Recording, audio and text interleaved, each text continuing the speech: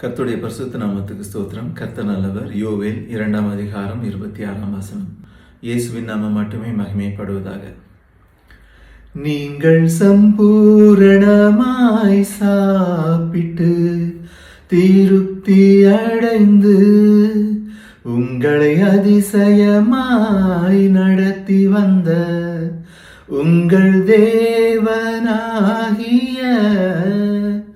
கர்த்தருடைய நாமத்தை துதிப்பீர்கள்.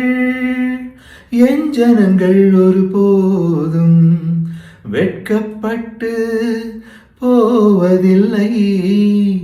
நீங்கள் சம்பூரணமாய் சாப்பிட்டு திருப்தி அடைந்து உங்களை அதிசயமாய் நடத்தி வந்த உங்கள் தேவனாகிய கர்த்தருடைய நாமத்தை துதிப்பீர்கள். என் ஜனங்கள் ஒருபோதும் வெட்கப்பட்டு போவதில்லை. கர்த்தர் நல்லவர்.